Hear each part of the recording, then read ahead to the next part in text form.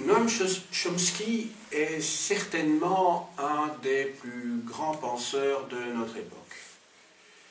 Il devrait avoir, s'il ne les a pas déjà eus, 90 ans cette année, puisqu'il est né en 1928. C'est un grand linguiste, tout d'abord.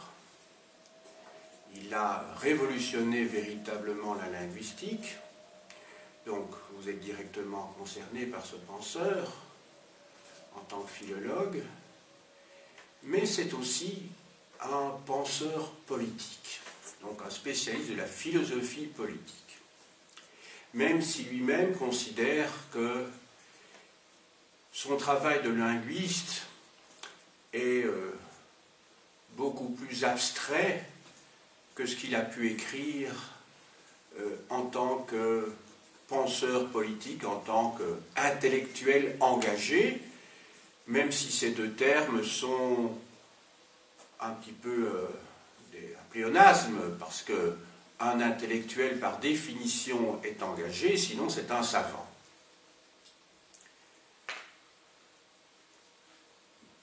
Noam Chomsky, je ne vais pas l'aborder pour sa pensée en tant que linguiste. Tout d'abord, je ne suis pas compétent, c'est la première chose à dire, et on ne parle pas des choses qu'on ne connaît pas. Mais ensuite, ici, il s'agit de faire un cours d'histoire de la pensée, un cours d'histoire des idées, et donc je me limiterai à sa vision de la société, et plus particulièrement de la société américaine. Mon plan comprendra deux parties. Tout d'abord, une petite introduction, je dirais, de nature biographique, qui sera succédée immédiatement par un débat célèbre qui a opposé deux grands philosophes en 1971, à savoir un philosophe français dont on reparle beaucoup aujourd'hui, Michel Foucault, puisqu'on a réédité le mois dernier le 4e tome, donc plus de 30 ans après sa mort, de son histoire de la sexualité qui s'intitule « Les aveux de la chair ». Et d'autre part, donc, Noam Chomsky lui-même, qui était une célébrité, bien entendu, déjà à son époque. Donc ce sont en fait deux monstres, plutôt de géants, parce que le terme est plus joli, de géants, de brontosaures, de la pensée de la deuxième moitié du XXe siècle qui se sont affrontés, poliment comme toujours entre intellectuels, ou en tout cas tel que ça devrait toujours l'être, entre tous les êtres humains. Et la question portait sur l'existence ou non d'une nature humaine et la place de la liberté chez l'être humain lorsqu'il agit. La deuxième partie de mon exposé portera, elle, sur le contrôle de la société. C'est un problème auquel s'est attaché plus particulièrement Noam Chomsky, et vous allez voir dans mon propos, ou plutôt dans son propos, combien celui-ci est actuel, parce qu'il va être question de l'idéologie dominante et de l'importance des médias pour conditionner l'être humain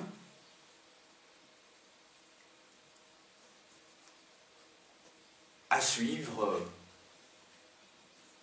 les directives du pouvoir et de la classe dominante, à savoir la grande bourgeoisie.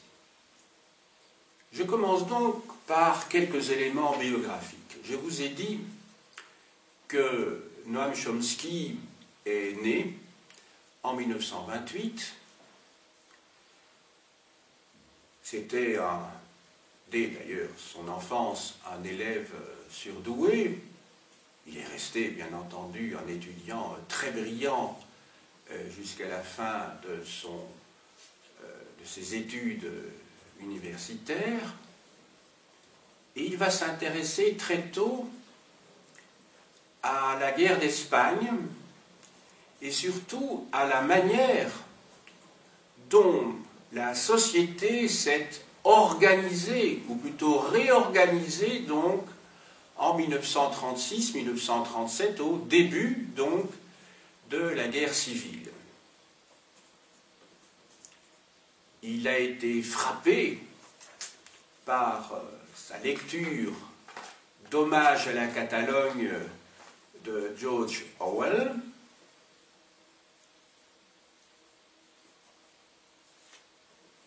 Il s'est donc intéressé plus particulièrement à l'anarcho-syndicalisme qui prône l'autogestion et refuse toute forme de cogestion dans les entreprises avec le pouvoir, quel qu'il soit d'ailleurs. Pouvoir émanant de propriétaires privés ou dans les services publics avec les représentants du gouvernement.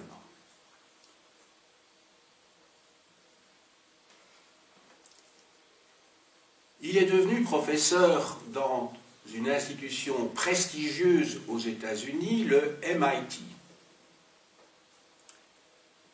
Autrement dit, le Massachusetts Institute of Technology.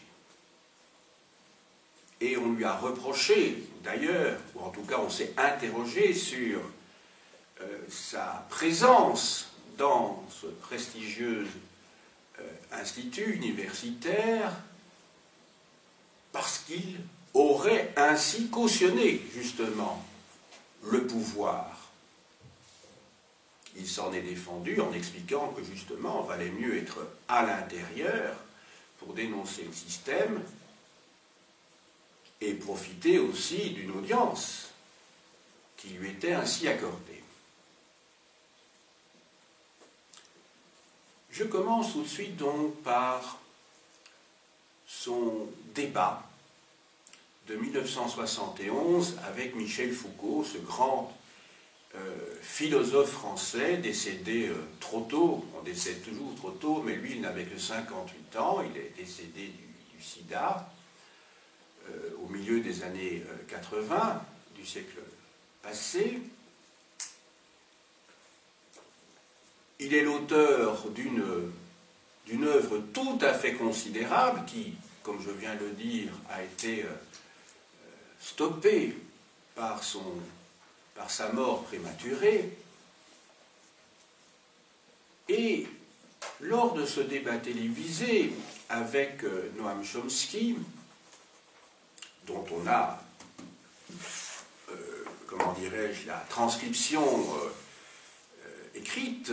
Ici, je vous montre une édition française de ce débat, publiée aux éditions Aden. C'est en fait une réédition. Donc, Noam Chomsky et Michel Foucault sur la nature humaine, comprendre le pouvoir, et interlude. Voilà. C'est en fait dans la première partie de ce livre que l'on trouve l'échange de vues entre ces deux penseurs, entre la page 7 et 86, sous le titre « De la nature humaine, justice contre pouvoir ».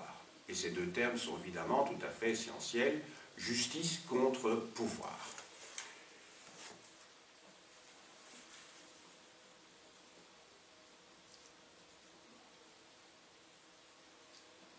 Alors, sur quoi portait cet échange de vues? Je vous l'ai dit tout d'abord sur l'existence ou non d'une nature humaine. C'est un grand sujet philosophique, bien entendu, de savoir s'il y a une nature humaine.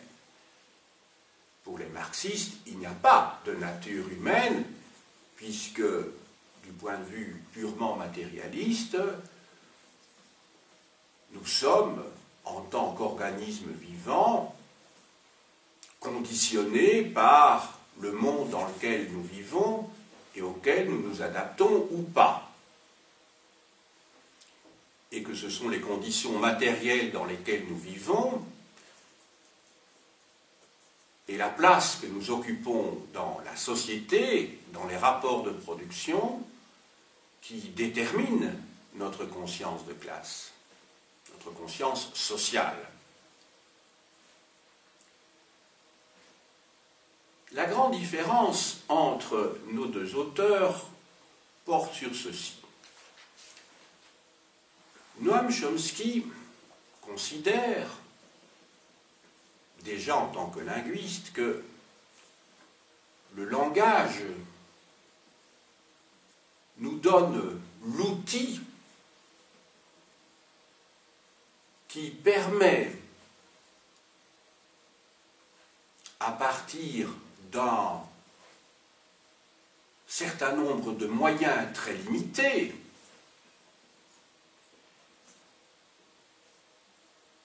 d'énoncer toutes les idées possibles.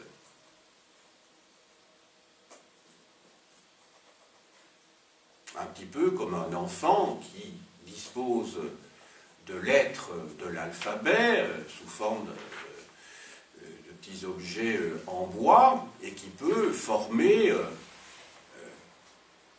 lui, non pas à l'infini, mais des mots dont certains ont un sens, d'autres pas. Mais en tout cas, le langage permet à l'être humain d'énoncer donc de multiples propositions à l'infini.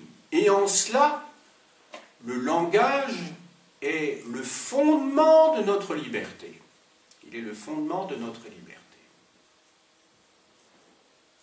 Et par conséquent, tout ce qui s'oppose à la créativité de l'homme, chez l'homme, doit être combattu. Et ce sera donc le combat de la vie de Noam Chomsky, en tant que penseur politique. Autrement dit, le langage nous permet une créativité qui nous permet à nous, êtres humains, de nous émanciper. Et étymologiquement, je rappelle ce que signifie le mot émanciper. Ça signifie sortir de la condition d'esclave, puisque mancipium en latin signifie donc l'esclave, l'état de servitude. Et Noam Chomsky s'oppose à la théorie psychologique et sociologique du behaviorisme, le mot est au tableau, sur ma gauche, enfin sur ma droite, mais pour vous, à gauche, qui considère que tous nos comportements sont conditionnés par l'extérieur. Et par conséquent, nous ne possédons pas, en tant qu'être humain, un degré de liberté qui nous donne la possibilité d'agir comme nous l'entendons.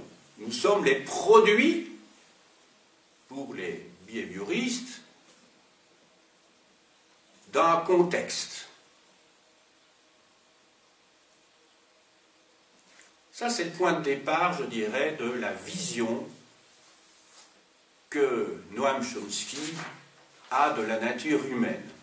Et c'est tout à fait fondamental. On a interrogé Noam Chomsky pour savoir s'il y avait un lien dans sa pensée ou dans son cheminement intellectuel entre d'une part ses activités de linguiste et d'autre part ses activités d'intellectuel engagé. Ici, je viens d'énoncer, en tout cas, un lien qui est celui de la liberté que nous offre le langage de nous émanciper. Noam Chomsky, dans un ouvrage qui a été publié en français sous la forme de dialogue avec Mitsu Rona. Cet ouvrage s'intitule « Langue, linguistique, politique » en français dans la collection Champ Flammarion, dit ceci.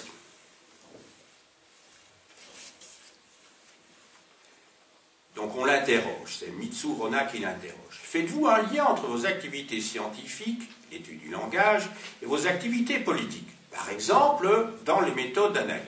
Et il répond, donc Chomsky, s'il y a une connexion, c'est plutôt à un niveau assez abstrait.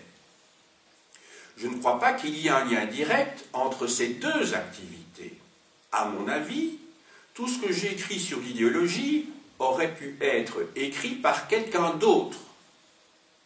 Il n'y a pas de connexion profonde entre ma critique de l'idéologie, et je vais revenir tout à l'heure sur celle-ci, et le travail portant sur la structure du langage.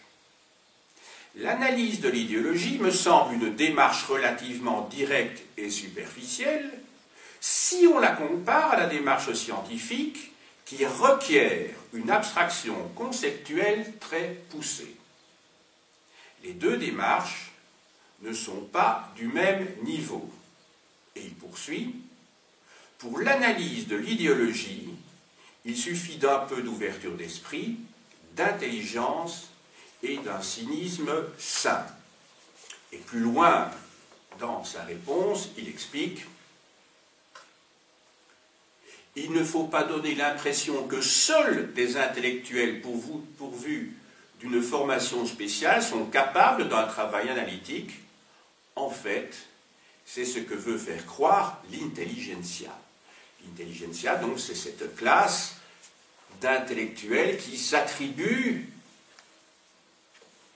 le droit de porter en fonction d'une formation, de porter donc, d'analyser les phénomènes sociaux et politiques. Donc on voit déjà ici qu'il y a une critique de l'intelligentsia en tant que porteuse de l'idéologie dominante. Je reviendrai bien sûr là-dessus, je vous l'ai dit tout à l'heure. Alors, je crois que le plus simple pour aborder la pensée de Chomsky et de voir le discours qui l'oppose à Michel Foucault, c'est de reprendre le livre que je vous montrais tout à l'heure. Alors, je vais vous lire des extraits qui se trouvent aux pages 69 à 71. Michel Foucault, puisque c'est donc un dialogue entre les deux. Si vous voulez, je vais être un peu nietzschéen. Alors Nietzsche se caractérise, entre autres choses, par son opposition à la raison pour aborder le réel. En d'autres termes, il me semble que l'idée de justice est en elle-même une idée qui a été inventée, mise en œuvre dans différents types de sociétés, comme un instrument d'un certain pouvoir politique et économique, ou comme une arme contre ce pouvoir. Il faut savoir que Michel Foucault a écrit un grand ouvrage qui s'intitule « Surveiller et punir », et qui est en fait une histoire intellectuelle de la prison. Il explique pourquoi les prisons ont été conçues d'une certaine manière, parce qu'il y en avait avant, mais sous d'autres formes, il y avait des cachots, à partir du début du XIXe siècle. Donc cet ouvrage s'appelait « Surveiller et punir ». Je n'ai pas pensé à l'apporter ici. Et pour Chomsky, et on va voir sa réponse, si lui défend les dominés, et lui Chomsky, c'est parce qu'il s'agit d'une cause juste. C'est la notion de justice qui importe. Mais il en a une vue qui n'est pas celle de Michel Foucault. Chomsky explique également que s'il défend les opprimés, c'est parce qu'il s'agit d'une cause juste, mais aussi d'une cause qui fait correspondre la vérité à la réalité. cela, il est l'élève de Bertrand Russell. Je vais vous montrer ses ouvrages. Et je dirais, c'est une affirmation que l'on va retrouver chez un philosophe du langage dont je vous ai parlé il y a la semaine passée ou il y a 15 jours, je ne sais pas, qui s'appelle Ludwig Wittgenstein. Je ne sais pas si ça vous rappelle quelque chose. Je vais l'écrire au tableau puisque ce n'est pas écrit.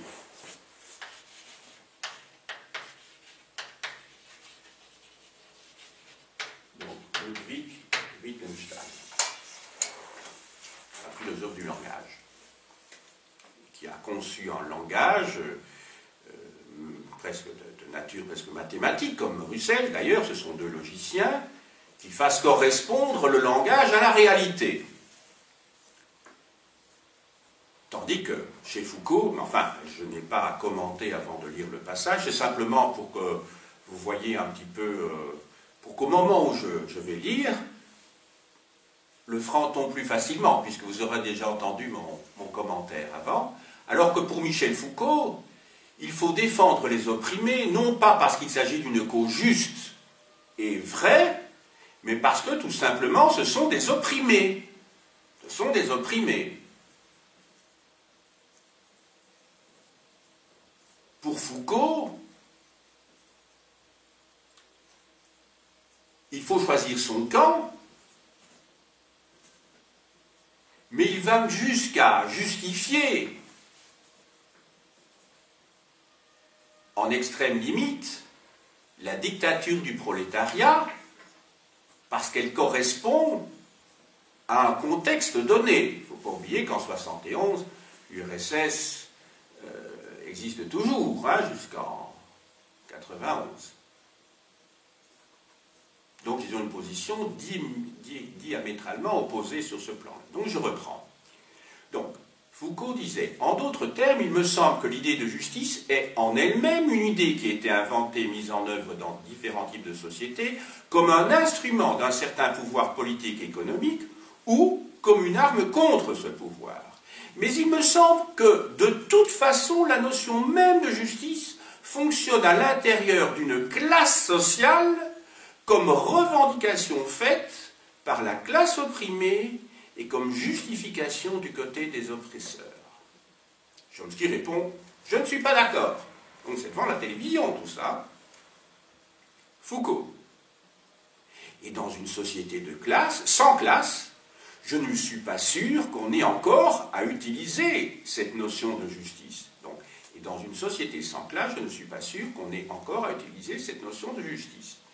Donc vous voyez que Michel Foucault rapporte tout ici à un contexte et pas du tout à un problème de nature humaine tel que Chomsky pose le problème. Autrement dit, Chomsky a quelque chose, non pas de Tennessee, mais il a quelque chose de platonicien. Chomsky croit en la justice, il croit en la vérité, alors que pour Foucault, ce sont des notions qui sont non pas relatives, mais qui sont liées au rapport de force dans la société elle-même. Il y a ou il n'y a pas justice, suivant qu'on est dans une société de classe ou une société sans classe. Donc vous voyez, c'est un problème essentiel quand même. Chomsky répond, là, je ne suis pas du tout d'accord, dit-il. Je pense qu'il existe une sorte de base absolue. Si vous insistez, je vais me trouver dans une position difficile, parce que je ne peux pas la développer clairement, résidant finalement dans les qualités humaines fondamentales sur lesquelles se fonde une vraie notion de justice. Une vraie notion de justice.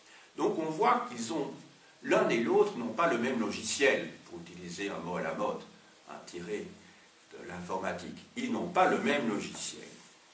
Un peu plus loin, Chomsky dit ceci, page 71. Dans le genre de circonstances que vous décrivez, vous, Foucault, où la seule question est de savoir qui va gagner ce combat mortel, je pense que la réaction humaine normale doit être dénoncer la guerre, refuser toute victoire, essayer d'arrêter le combat à tout prix, au risque d'être mis en prison ou tué, sort de bien des gens raisonnables. Je ne crois pas que ce soit une situation typique dans les affaires humaines, ni qu'elle s'applique à la lutte des classes ou à la révolution sociale. Donc, ça abonde dans le sens de ce que j'expliquais tout à l'heure. Dans ces cas-là, si on n'est pas capable de justifier ce combat, il faut l'abandonner. On doit montrer que la révolution sociale que l'on conduit est menée à une fin de justice. Ce qu'il disait tout à l'heure, on est bien d'accord, c'est ce que je vous ai expliqué. Donc, il y a une révolution sociale à une fin de justice. Il croit en l'existence de cette notion de justice. Si on défend les opprimés, vous ai-je dit tout à l'heure, c'est parce que leur cause est juste. Et Chomsky va même jusqu'à dire, si les opprimés avaient tort, et que leur combat menait à un système totalitaire, il n'y aurait pas lieu de défendre les opprimés. Autrement dit, ça veut dire quoi ceci? Ça veut dire que c'est la fin ici, l'idéal de justice, qui va déterminer si oui ou non le combat doit ou ne doit pas être mené. C'est ça qu'il dit. Donc, on doit montrer que la justice sociale que l'on conduit est menée à une fin de justice, pour satisfaire des besoins humains fondamentaux, et non pour donner le pouvoir à un autre groupe simplement parce qu'il le veut. Et non pour donner à un autre groupe simplement parce qu'il le veut. Qu'est-ce qu'il a en tête ici? On peut supposer, c'est pas dit ici à cet endroit-ci, mais qu'il a en tête justement la dictature du prolétariat.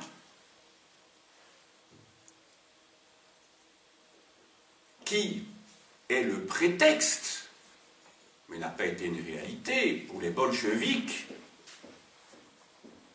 c'est-à-dire le groupe donné dont il est question ici, de prendre le pouvoir et de l'accaparer pour lui-même,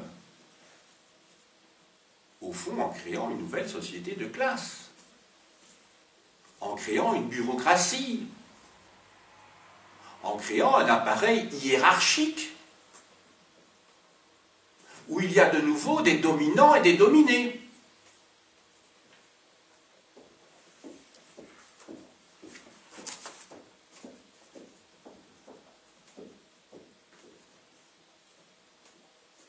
Alors, page 83. Chomsky, à la fin donc de l'entretien, et là il répond non pas à Michel Foucault, mais à un intervenant, puisqu'il y avait des intervenants donc sur le plateau de télévision. Si nous devions choisir entre faire confiance à un pouvoir centralisé ou à de libres associations entre communautés libertaires, et Chomsky en fait est un anarchiste, pour prendre une décision juste, je ferais plutôt confiance à la deuxième solution. Car je pense qu'elle peut servir à maximiser des instincts humains honnêtes. Évidemment, l'expression paraît un petit peu curieuse dans la bouche d'un penseur et surtout d'un linguiste qui doit réfléchir à tous les mots qu'il utilise, mais enfin, maximiser des instincts humains honnêtes. On peut supposer que Chomsky, lorsqu'il utilise ces termes-là, parce que c'est un homme extrêmement intelligent, savait ce qu'il disait. Mais enfin, il le dit. Et ici, on est là pour essayer de comprendre la pensée de Chomsky, et non pas pour porter des jugements qui seraient hors de propos. Donc, servir à maximiser des instincts humains honnêtes, tandis qu'un système de pouvoir centralisé tendra de façon générale à maximiser l'un des pires instincts humains, l'instinct rapace, destructeur, qui vise à acquérir la puissance pour soi-même et à anéantir les autres. En fait, qu'est-ce qu'il a en tête derrière ceci? Ce qui nous vient tout de suite à l'esprit, c'est, bien entendu, les régimes totalitaires du XXe siècle. Au premier chef, ça va de soi, le fascisme, le nazisme. Ensuite, pour certains, ça va peut-être moins de soi, le régime communiste qui s'est installé et a évolué vers le stalinisme, donc à partir des années 20 jusqu'en 1953, mais qui a perduré sous des formes diverses plus tard, tout en s'adoucissant, comme vous le savez, à partir de 1985, lorsque Gorbatchev arrive au pouvoir. Mais il y a aussi, quand il parle de système de pouvoir centralisé, le pouvoir des entreprises privées. Parce que les entreprises privées, elles fonctionnent en fait comme des mini-États, avec un PDG, des directeurs généraux, des chefs de service, des cadres. Ce sont des mini-États. Et donc ce que cherche à promouvoir Chomsky en disant, un petit peu plus haut dans son propos, qu'il fait plutôt confiance à de libres associations entre communautés libertaires pour prendre une décision juste, il veut dire par là que, vous remarquez qu'il y a toujours l'idée de justice, hein. Il dit juste, c'est pas par hasard qu'il utilise ce mot-là. Il veut dire par là que la décision sera plus juste, plus appropriée, mais surtout plus juste dans le sens, elle va répondre sur le plan éthique à quelque chose qui est beaucoup plus fondamental dans le cadre de l'autogestion. C'est ça qu'il veut dire. Sur le plan social, personne ne peut mieux savoir que ceux qui travaillent, que ceux qui vivent dans une communauté, ce qui est juste pour eux, que s'ils la dirigent, en tout cas la dirigent, la gèrent eux-mêmes, l'administrent eux-mêmes, il n'y a pas besoin de hiérarchie, que ce soit sur la place publique ou que ce soit dans une entreprise qui produit des biens. Il n'y a pas besoin de hiérarchie car les individus savent très bien eux-mêmes ce qui est bien pour eux. Voilà, donc ça se termine comme ça cet entretien avec Michel Foucault.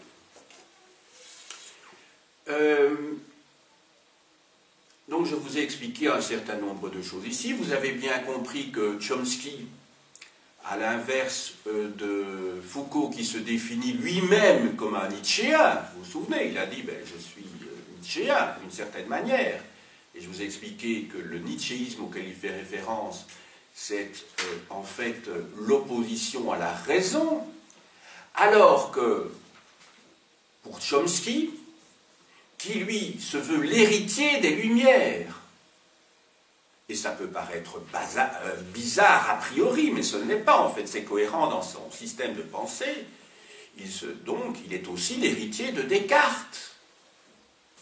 Alors évidemment, on dit quoi? Descartes, c'est l'ordre de la pensée, c'est méthodique, et d'autre part, Chomsky, qui lui est un anarchiste, donc ça devrait être le bazar, mais ça c'est parce qu'on a une idée dans le grand public, quand on a des idées sur le sujet, que l'anarchisme c'est le désordre, pas du tout. Les anarchistes, en fait, ont une vision de la société comme une société très ordonnée, mais suivant un ordre qui n'est pas celui de l'ordre dominant dans la société. À ce moment-là, c'est un autre ordre. C'est un ordre alternatif. Et donc, comment dirais-je, Chomsky fait référence à Descartes. Je vous montre quelques ouvrages ici de Descartes. Bon, évidemment, le discours sur la méthode. Donc Descartes, je le rappelle, qui vit dans la première moitié du XVIIe siècle. Les méditations philosophiques sont évidemment des ouvrages fondamentaux. Règles pour la direction de l'esprit. Alors, c'est édité chez Vrin, le grand éditeur philosophique, place de la Sorbonne à Paris. Et alors, bien entendu, constamment chez Chomsky, il y a cette référence à la philosophie des Lumières sur laquelle Ernst Cassirer, ce grand philosophe allemand, a écrit un ouvrage qu'il faut lire, publié ici dans l'édition Agora, Presse Pocket.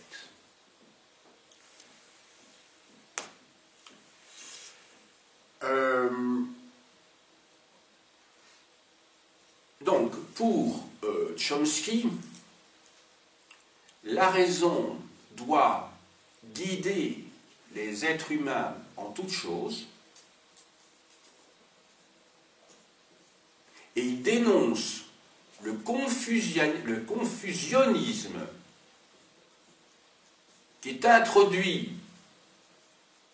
par un certain nombre de penseurs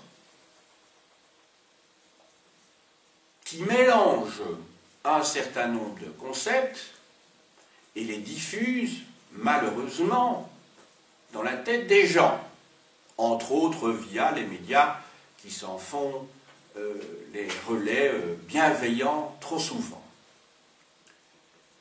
Tout ceci est expliqué dans un ouvrage essentiel, très important de Chomsky qui s'intitule « Raison et liberté ». Je fais référence à l'anarchisme. En fait, Chomsky s'intéresse plus particulièrement, si je puis dire, à un penseur hollandais qui défend le conseillisme. Le conseillisme, c'est une position qui est intermédiaire, je dirais, entre le communisme marxiste et le communisme libertaire, autrement dit l'anarchisme. Le conseillisme, en fait, n'a pas eu une vie très longue. On peut dire que simplement il a surgi et il est mort très rapidement après être surgi de terre. Je veux dire dans la pratique, pas dans les idées. Vous savez que, ou vous ne le savez pas et je vous l'apprends, que il y a eu une grande imposture dans l'histoire du XXe siècle.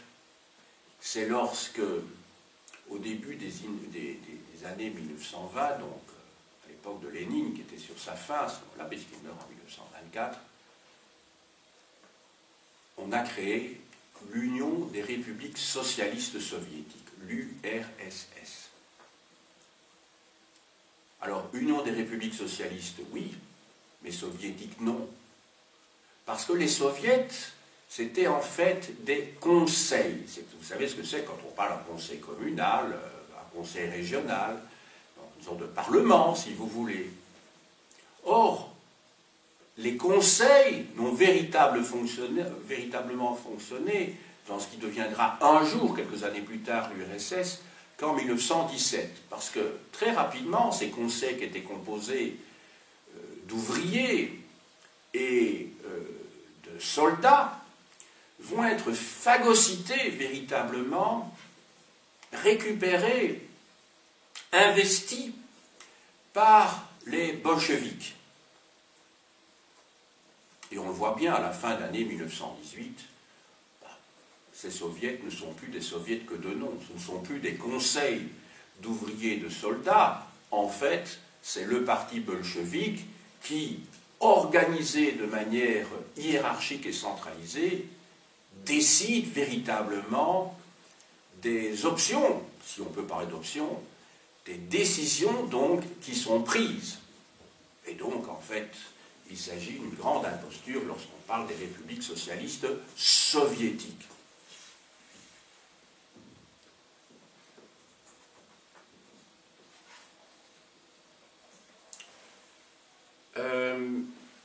J'en arrive maintenant au deuxième chapitre, à la deuxième partie de mon exposé, à savoir le contrôle de la société. Alors ça, c'est un sujet qui nous intéresse beaucoup, parce qu'on est en plein, je dirais, dans cette société des médias, et que les médias constituent le véhicule essentiel premier d'un dispositif mis en place par les dominants, par la haute bourgeoisie, par le pouvoir qui est lié dans nos sociétés à la haute bourgeoisie, puisqu'il ne fait pas que représenter ses intérêts, il les défend bec et ongle parfois. L'objectif pour Chomsky, c'est d'essayer de comprendre comment le pouvoir contrôle le consentement des peuples, le consentement de la population à l'exercice du pouvoir. Quelles sont autrement dit les techniques de contrôle utilisées par le pouvoir pour contrôler les esprits au départ d'un concept qui est bien antérieur, qui remonte en fait à John Locke, qui en 1690 publie un traité sur le gouvernement, sur les deux gouvernements, traité dans lequel John Locke explique que le consentement est la condition nécessaire et la base de l'exercice du pouvoir. Sans consentement, le pouvoir ne peut pas exercer.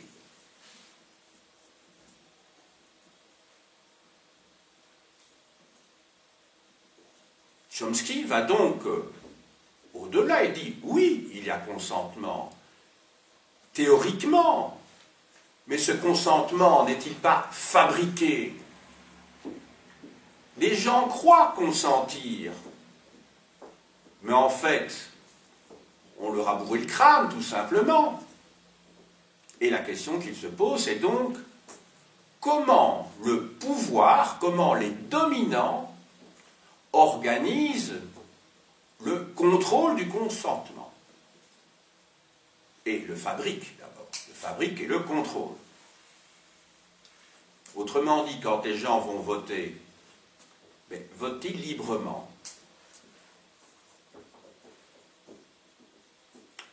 Quand, dans un État, vous avez une constitution, ceux qui ont conçu la constitution, sont-ils vraiment les représentants de la population, ou ne sont-ils pas les représentants d'une classe dominante au moment où ils conçoivent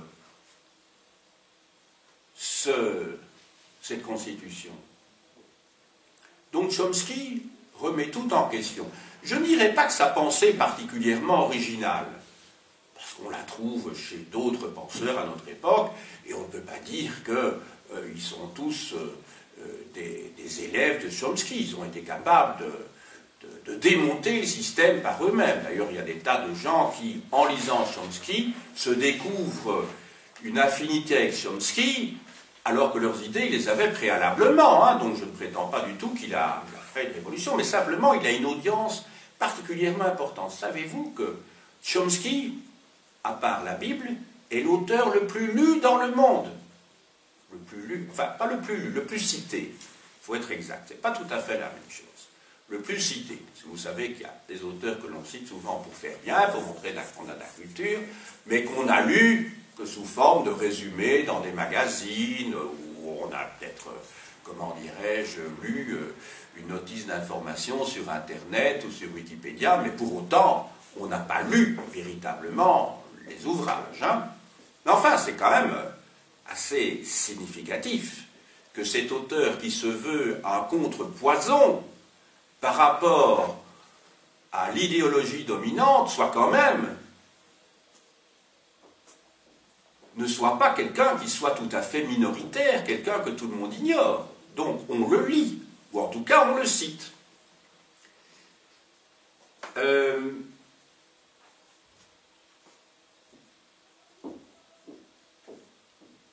Donc il va démonter le système médiatique.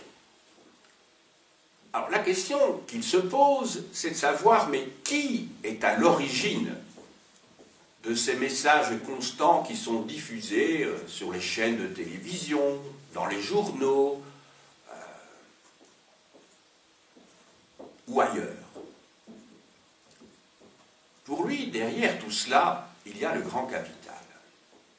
Car effectivement, pour produire ces informations, il faut avoir des capitaux.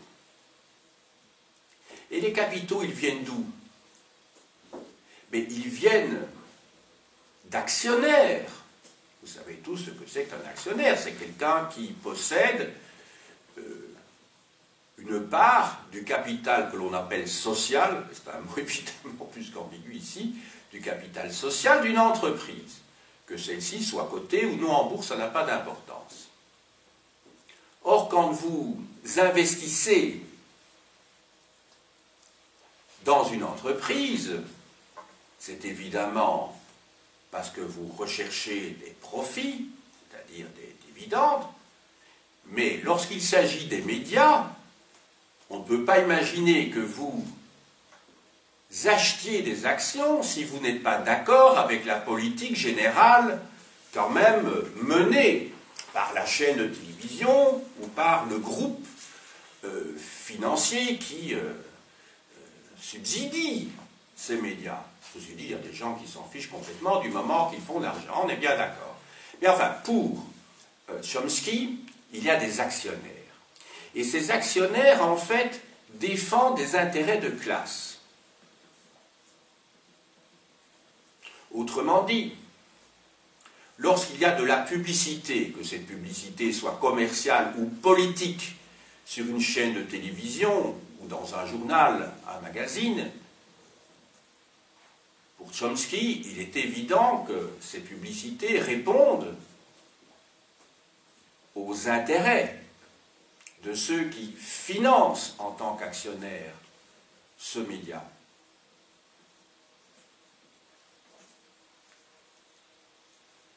D'autre part, la législation qui est produite, votée par les autorités dans le cadre du pouvoir législatif et appliquée par un pouvoir exécutif, cette législation facilite une certaine forme de liberté d'expression, pas toute d'ailleurs. Quand je dis favorise une certaine liberté d'expression, ça veut dire quoi? Ça veut dire que ceux qui vont passer à la télévision, sur des plateaux de télévision, ceux qui vont faire l'objet d'entretiens dans des journaux, dans des magazines, seront invités parce qu'ils portent un message de type idéologique qui a pour fonction de faire, s'il s'agit d'un produit commercial, de faire acheter par les consommateurs un produit, mais s'il s'agit d'un message politique, de faire acheter, ou plutôt de faire choisir par des consommateurs électeurs un autre produit, mais qui va dans le sens des dominants, quoi qu'il arrive. Dans les deux cas, il s'agit de produits. Et, inversement, lorsque vous êtes un opposant, soit vous n'allez pas être interviewé sur les plateaux de télévision comme expert, puisque c'est un mot qu'on entend beaucoup maintenant à la télévision. On invite des experts, mais on choisit les experts que l'on invite, bien entendu. Il ne faut pas oublier. Donc, si vous êtes un opposant, soit on ne vous invite pas, soit, pour que l'on n'entende pas une voix discordante par rapport au système, soit deuxième hypothèse, on va vous interviewer, mais on ne va retenir que les morceaux qui arrangent le cas échéant, pour montrer que vous êtes un fanatique. Vous savez, il y a des technique d'interview, hein, vous interrogez quelqu'un pendant une demi-heure. Et vous ne retenez que 3 minutes. Évidemment, les 3 minutes que vous allez retenir, ce seront des minutes où vous allez apparaître comme un énergumène qui a des propos intolérants. De plus, vos propos ne vont pas être mis dans leur contexte. Peut-être que vous dites quelque chose à ce moment-là, mais que ça fait partie d'un raisonnement, d'une argumentation. Quand je dis peut-être, c'est même certain.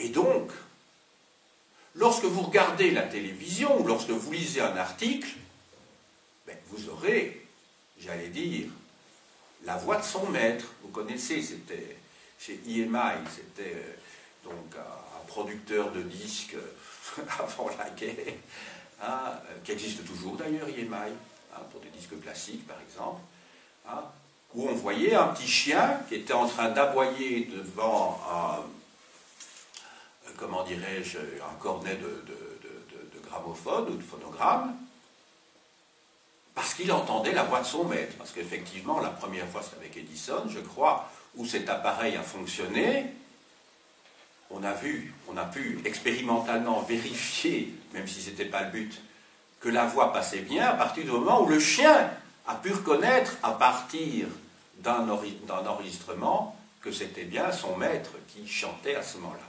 Donc c'est pour ça que je vous dis la voix de son maître. Autrement dit, quand vous écoutez des informations, dites-vous, mais qui est derrière? Alors on pourrait dire, oui, mais dans les services publics, c'est plus neutre. Évidemment, je ne veux pas... Donc, mais le problème, c'est que derrière les services publics, il y a des choses qui ne vont pas être dites. C'est-à-dire, pas parce que le pouvoir décidera qu'on ne doit pas les dire, mais parce que, explique Chomsky, parce qu'ici je suis en train d'expliquer Chomsky, hein, même si j'adhère en grande partie à sa pensée, je ne suis pas ici le porte-parole de mon maître Chomsky, hein, c'est pas mon maître, hein, que les choses soient claires. Enfin, j'essaie d'expliciter une pensée. Eh bien, il dit en fait que les journalistes d'eux-mêmes vont s'auto-censurer. Vous comprenez? Ils vont eux-mêmes se castrer, c'est-à-dire ils ne vont pas prendre le risque. Et alors ça peut se faire tout à fait inconsciemment, c'est même pas consciemment. Je peux vous donner d'ailleurs, alors là ça me concerne moi, pour le coup, le cas d'une expérience qui remonte à une dizaine d'années maintenant. Je m'étais occupé de sans-papiers qui avaient été embarqués de force par la police après 30 jours de grève de la faim. Donc vous imaginez dans quel état ils étaient après 30 jours de, la faim, de grève de la faim. Donc les policiers arrivent et le commissaire donc donne l'ordre de les embarquer. Bon. Moi, à ce moment-là, j'étais présent dans les locaux, puisque je leur donnais des cours sur les institutions belges pour qu'ils aient quand même un bagage, pour qu'ils puissent s'intégrer dans notre pays. Et le commissaire donne l'ordre de les frapper avec des matraques. Je m'oppose, évidemment. Vous imaginez les gens qui ont 30 jours de grève de la faim. Parce qu'ils faisaient une chaîne humaine entre eux, parce qu'ils voulaient rester là. Bon. Enfin, le commissaire, effectivement, il obéit à des ordres, hein. Sauf que l'application des ordres, ça relève quand même de sa libre interprétation. Donc, il ne faut pas supposer qu'il n'y a pas de responsabilité. Et moi, je m'y oppose. Et du coup, je suis embarqué, moi aussi. Ben oui, c'est dans la logique, je dirais, des choses. Hein. C'est pas impensable, non, c'est logique tout ça. Je suis embarqué, donc je suis envoyé au cachot. Et le lendemain matin, je reviens sur les lieux, les locaux étaient vides. Et il y a 2 journalistes de l'RTBF que je vois. J'ai dit, ben, je vais porter témoignage sur ce que j'ai vécu moi-même. Je suis plus qu'un témoin, puisque je suis presque un acteur, si vous voulez. Je leur explique, ah, très intéressant, tout ce que vous dites. Hein, ce sera, ça passera aux informations de 13h. Et ça repassera d'ailleurs le soir à 13h30. Bon. Je dis que je suis membre d'une association philosophique et ne voilà-t-il pas que, à 13h, mon intervention n'apparaît pas. Alors qu'il m'avait dit, ben ça va passer, ça nous intéresse, hein, c'est sûr. À 19h30 non plus. Je téléphone le lendemain, donc le surlendemain, propos événements, à la journaliste de la RTBF, je dis, mais comment ça se fait que c'est pas passé? Ah, le comité de rédaction a décidé de traiter le sujet d'une autre manière. Je sais très bien qu'il y a eu, ça je le sais, hein, c'est de sources sûres, qu'il y a eu des coups de téléphone entre, d'une part, un responsable de l'association philosophique dont je suis membre, et d'autre part,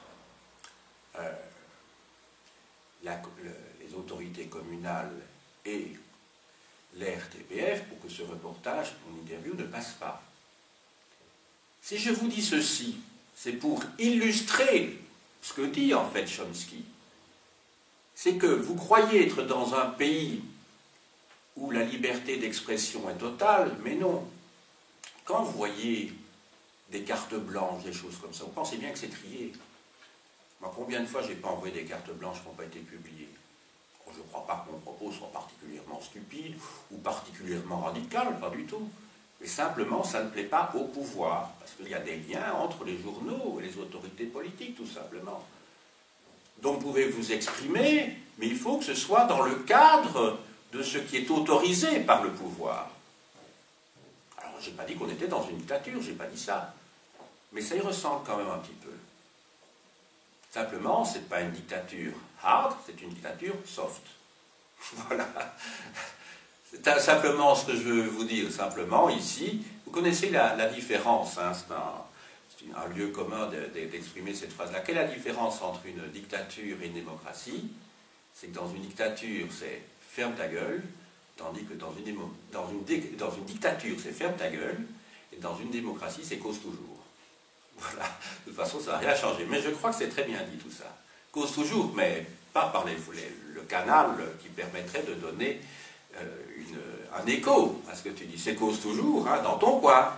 Tandis qu'évidemment, dans une dictature, là, on ne peut même pas causer dans son coin. Donc effectivement, il y a une différence. Mais Chomsky, en fait, dit exactement ce que je dis ici, pas avec les mêmes mots, mais c'est ça qu'il dit. C'est ça qu'il dit. Voilà. Alors, je regarde si j'ai... Alors, tout ceci est expliqué dans un ouvrage qui s'intitule « La fabrique du consentement », qui date de 1988 et qui a été réédité, complété en 2002. Et Chomsky fait la différence entre, d'une part, ce qu'il appelle les intellectuels dissidents, dont il est bien sûr, et d'autre part ceux qu'il appelle les intellectuels commissaires. Oui, les intellectuels commissaires. Alors pourquoi utilise-t-il cette expression, les intellectuels commissaires? Parce qu'il renvoie évidemment à un très mauvais souvenir de l'Union soviétique, où il y avait des commissaires politiques, c'est-à-dire des gens qui surveillaient la manière dont vous vous exprimiez, et qui vous disaient surtout, oui, ils vous expliquaient comment il fallait s'exprimer.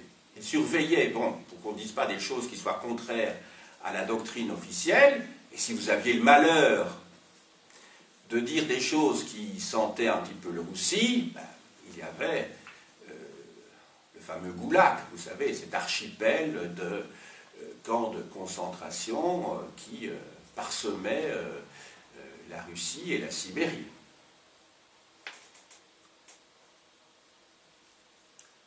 Donc c'est pour ça qu'il parle d'intellectuels commissaires. Il y a avant lui, juste avant la Deuxième Guerre mondiale, un penseur qui disait au fond la même chose. C'est Paul Nizan. Au fond, Paul Nizan, il n'utilisait pas l'expression les intellectuels commissaires, il utilisait l'expression les chiens de garde. Je vous montre cet ouvrage célèbre paru dans la petite collection Maspero. Paul Nizan, qui est un grand intellectuel, qui était communiste et qui a remis sa carte du parti à l'extrême fin de sa vie, mais quand il a appris qu'il y avait eu un pacte de non-agression entre l'Union soviétique et le régime nazi. Pour lui, ça c'était trop fort. Il était communiste, un vrai communiste, je veux dire, profondément attaché à des valeurs. Et quand il a appris que, comment dirais-je, Staline et Hitler avaient passé un pacte, hein, donc pour lui, c'était pas possible, quoi. hein, que deux régimes qui se voulaient aussi opposés les uns aux autres aient pu passer un pacte. Ça supposait évidemment qu'il y avait quelque chose de commun entre ces deux régimes, c'est le totalitarisme. Il y avait évidemment des intérêts opportunistes à ce moment-là, c'était dépecer la Pologne, bien entendu, et dépecer et se partager le gâteau en Europe orientale. Donc pour lui, ça a été le coup de grâce, et donc il a démissionné du Parti communiste, il était très jeune, et puis il est mort peu de temps après. Il est mort peu de temps après. Il était très jeune, vous savez, enfin je sais pas, il a peut-être une quarantaine d'années. Enfin pour moi, j'estime que c'est jeune. Et alors, cet ouvrage a connu une suite, si je puis dire, avec Serge Halimi, qui a publié dans Raison d'agir les nouveaux chiens de garde. Et les nouveaux chiens de garde, en fait, c'est au fond la mise à jour de ce que Paul Nizan disait déjà à son époque, avant-guerre, mais à propos, cette fois, de la situation qui est décrite par Chomsky. C'est-à-dire, ces pseudo-intellectuels qui sont là pour faire ronronner les médias et qui, en fait, sont là avant tout pour le cautionner. Pour le cautionner. Voilà, oui, Nizan, c'est écrit ici. Hein.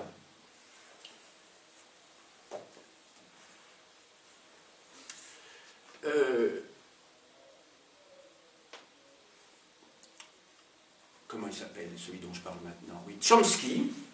Chomsky, en fait, s'inscrit dans la lignée de George Orwell, que vous connaissez. Vous faites tous de l'anglais ici, je crois. Hein? Oui.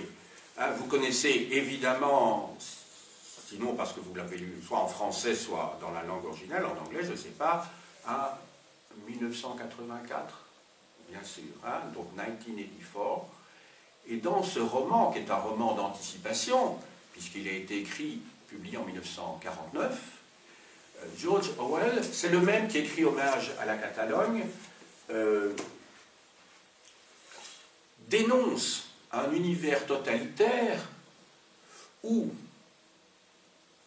le moyen de gouvernement pour le pouvoir, c'est la création d'une nouvelle langue, ce que l'on appelle la novlangue. Donc novlangue, la nouvelle langue, qui est en fait la langue de bois, qui est une langue qui est inventée à usage du pouvoir et qui fait qu'on ne peut plus penser comme on veut. Parce que non seulement on ne peut plus s'exprimer comme on veut, mais on ne peut plus à un moment donné, à force de bourrage de crâne, penser comme on veut. Parce que le langage, imaginez que vous appreniez à vos enfants à parler d'une certaine manière. Mais le langage est porteur de vérité, qu'on le veuille ou non. Vous ne pouvez pas, derrière le mot noir, cacher la réalité qui est blanc. Vous ne pouvez pas dire noir et penser blanc, à moins d'avoir des enfants qui deviennent schizophrènes. Si vous leur dites quand tu dis noir, en fait, tu dois penser à la couleur blanche. C'est bien très fou, vous êtes bien d'accord. En entendant bien que noir, c'est du noir, hein, et que noir, voilà, vous voyez ce que je veux dire.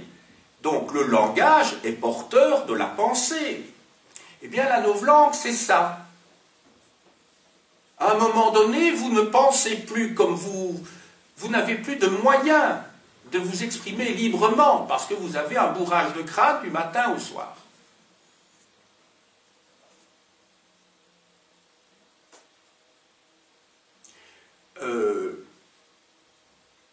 Dans ce cadre-là, je vais vous montrer quelques livres pour compléter votre information. Alors, il y a des ouvrages qui vous montrent comment le pouvoir aujourd'hui utilise certains mots en les déformant complètement. Vous savez que, par exemple, lorsqu'on parle de restructuration d'une société, derrière le mot restructuration, ça veut dire licenciement, donc tout le monde comprend. Un plan social, c'est le contraire de ce que ça veut dire.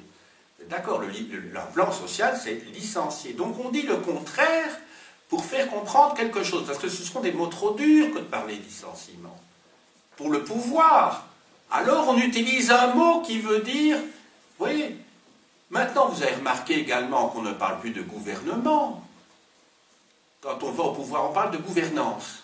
Ah oui, donc ça veut dire que maintenant, c'est comme s'il n'y avait plus de programme. Le programme des partis, c'est d'avoir une bonne gouvernance, donc autrement dit, d'avoir des règles de gestion, et le mot gestion n'est pas par hasard, c'est un mot qui vient de l'entreprise, le mot gestion. Et on parle de la gouvernance, mais est-ce que les gens, quand ils votent, les gens, d'accord, ils ne veulent pas évidemment qu'il y ait des affaires publiques, enfin, les affaires que vous connaissez, mais quand les gens votent, c'est quand même pour qu'il y ait une orientation de la politique. Mais on a complètement vidé le sens, je dirais, de la politique, en utilisant un terme qui vient du monde de l'entreprise, parce que le mot gouvernance, ça vient de l'anglais, ça vient des entreprises américaines pour parler de la gestion d'une société. Ce n'est pas un mot qui appartient aux sciences politiques, le mot gouvernance. Donc, je vous conseille ce livre-ci, donc de Pascal Durand, Les nouveaux mots du pouvoir, abécédaire critique, chez Aden. Je peux prendre, voilà, enfin, si vous prenez ce livre, vous allez voir, il n'y a que ça. Mais une masse de mots qui, en fait, sont complètement détournés, ou qui permettent, ce sont des concepts qui permettent de mettre l'accent quand on parle de... Ici, je tombe par hasard, je n'avais pas mis de signer à cet endroit-là. Flexi-sécurité. Donc, en fait, c'est flexibilité qui est le concept le plus important du point de vue de l'entreprise. Mais il y a le mot sécurité. Alors ça rassure. Vous voyez, donc ce sont des mots nouveaux.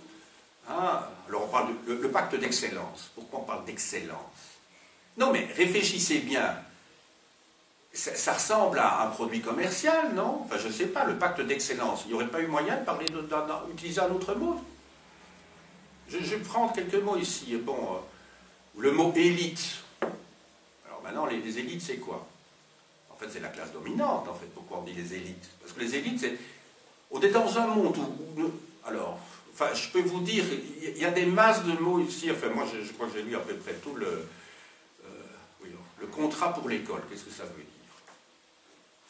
Pourquoi faire entrer la notion de contrat dans ce qui n'est pas une entreprise? Et on est dans le secteur public. Pourquoi un contrat? La notion de compétitivité, vous comprenez ce que ça veut dire aussi. Il y a le concept inverse de ce que signifie le mot dans compétitivité. Enfin, voilà, c'est un ouvrage que je vous commande vivement. Alors, je vous commande aussi, et je n'ai pas fini, je vais revenir à mon exposé, d'Ignacio Ramonet, c'est un ouvrage déjà ancien, La tyrannie de la communication, où il était directeur du Monde diplomatique à cette époque-là, folio actuel. Alors, Pierre Bourdieu, qui fut le grand penseur de la sociologie, je dirais dans les 20 dernières années du XXe siècle, La production de l'idéologie dominante, aux éditions Raison d'agir, il écrit avec Luc Boltanski.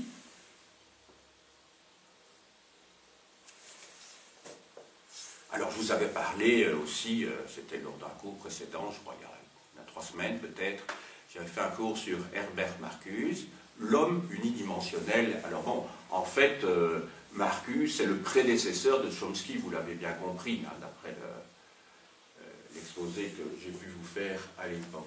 Je vous ai montré les ouvrages de Russell, là je ne sais plus. Donc, Science et religion, donc un grand philosophe logicien. Alors ici, bon, il y a des ouvrages plus explicites, mais ce sont ceux que je vous montre, ce sont ceux que j'ai lus. Voilà. Alors, pourquoi je ne suis pas chrétien? Donc, grand philosophe du langage, logicien, mathématicien britannique, un très grand monsieur. D'ailleurs, sa photo se trouve dans le bureau de Chomsky, au MIT, donc à Chicago. Voilà. Alors, j'irai très vite parce que ce sont des ouvrages qui ne révèlent pas une grande pensée politique, c'est plutôt des ouvrages de polémique. Je crois que, bon, voilà, des tas de gens peuvent y adhérer sans être chomskiens, si je puis dire. Parmi ces livres plus récents, il y a des ouvrages vraiment... la plupart des ouvrages condamnent l'impérialisme américain, le néocolonialisme américain, la politique militariste des États-Unis. L'an 500, la conquête continue. Alors pourquoi 500? C'est écrit en 2001. Et 501, ben, c'est par rapport à la découverte de l'Amérique, par Christophe Colomb. Ça va? Est-ce qu'il a même été écrit? Non, peut-être en en 93, puisque la découverte de l'Amérique, c'est 1492. Hein, donc, je ne sais plus. Mais en tout cas, c'est 501 années après la découverte de l'Amérique. C'est pour montrer, en fait, que les États-Unis sont toujours dans une politique impérialiste, colonialiste. En fait, ils ne font que continuer la politique des Espagnols, quoi. Il n'y a rien qu'à changer.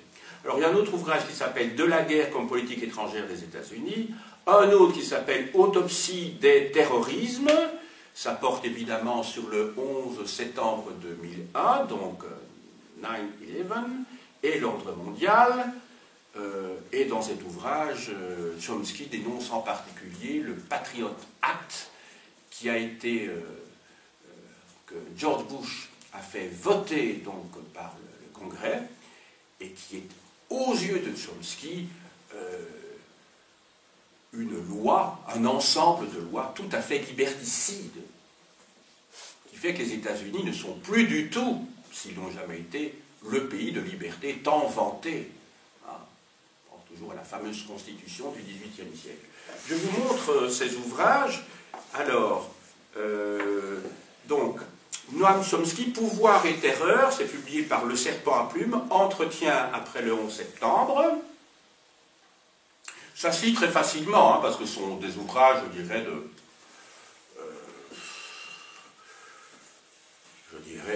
Sciences Po sur la politique étrangère, mais ce n'est pas des ouvrages où vraiment des concepts sont mis en évidence.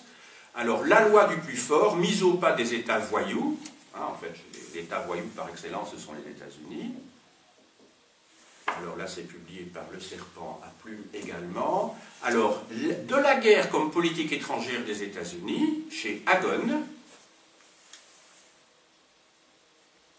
Et alors, un ouvrage qui va dans le même sens, de Michael Parenti, L'horreur impériale, les États-Unis et l'hégémonie mondiale, chez Aden. Voilà. Je vais vous montrer aussi, bon, il y a des ouvrages dont j'aurais voulu vous parler, mais je ne l'ai pas fait. J'avais des extraits dans le traité du gouvernement civil de Locke, hein, qui est un empiriste anglais, et Chomsky s'oppose à l'empirisme et au behaviorisme. J'avais pris également avec moi les nouveaux essais sur l'entendement de Leibniz, parce que Chomsky considère que si vous voulez, notre esprit, enfin, plutôt notre cerveau n'est pas, comment dirais-je, je vais vous lire tout simplement l'extrait de Leibniz, ce sera peut-être plus clair. Leibniz dit ceci, donc, nouveaux essais sur l'entendement humain. C'est à la page 36 de la préface que j'ai dans l'édition que j'ai devant les yeux. Leibniz dit ceci, « Je me suis servi aussi de la comparaison d'une pierre de marbre qui a des veines, plutôt que d'une pierre de marbre toute unie ou des tablettes vides, c'est-à-dire de ce qui s'appelle tabula rasa chez les philosophes. Car si l'âme ressemblait à ces tablettes vides, les vérités seraient en nous comme la figure d'Hercule est dans un marbre, quand ce marbre est tout à fait indifférent à recevoir ou cette figure ou quelque autre. Mais s'il y avait des veines dans la pierre qui marquassent la figure d'Hercule préférablement à d'autres figures, cette pierre y serait plus déterminée. Et Hercule y serait comme inné en quelque façon, quoiqu'il faudrait du travail pour découvrir ces veines, etc. etc. En fait, l'idée c'est que pour Chomsky, il y a de l'inné chez nous, c'est-à-dire que ne fût-ce que sur le plan physiologique, il y a effectivement un patrimoine génétique qui fait que votre cerveau est organisé d'une certaine manière. Et par conséquent, le langage, ou plutôt la faculté de langage, est innée. En tout cas, à notre époque, elle est innée. Mais que cette faculté de langage donne une infinité, et je vous l'ai dit dans mon introduction, une infinité de possibilités d'expression de la pensée, et c'est ce qui fait que, pour Chomsky, il y a en nous de l'inné, c'est-à-dire l'appareil, mais il y a aussi la liberté de faire ce que l'on veut, ou à peu près, des matériaux, c'est-à-dire des circuits qui sont dans notre cerveau. C'est la position de Chomsky, hein, je n'ai pas dit que c'était la mienne, de nouveau. Donc, pour conclure, retenez que Chomsky est un très grand penseur de notre époque. Je vous ai dit, il a 90 ans, et à ma connaissance, il n'est pas décédé ces dernières semaines, à moi je n'ai pas lu tous les jours la presse, mais enfin, il est en bout de course, quoi qu'on dise, hein, parce que bon, quand on a 90 ans, on n'en a quand même plus pour très très longtemps. Il écrit toujours, c'est ça qui est remarquable, il écrit toujours des ouvrages, il intervient toujours dans la presse, donc c'est un homme qui est très très actif.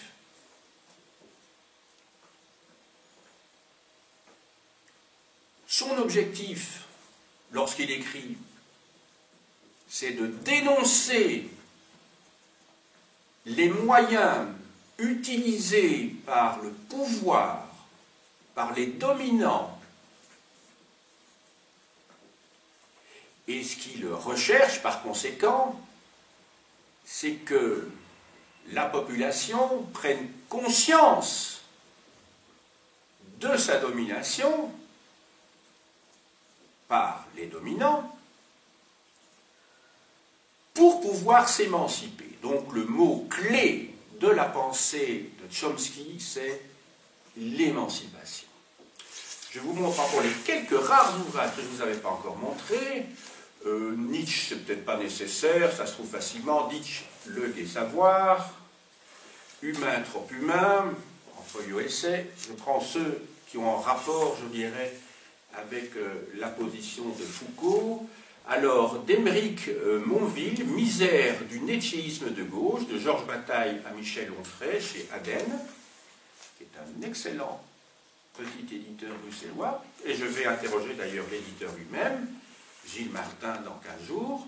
Alors, dans l'ouvrage de Luc Ferry et Alain Renaud, La pensée 68, essai sur l'anti-humanisme contemporain, en folio essai, il y a un chapitre sur Foucault comme étant le Nietzsche français, justement.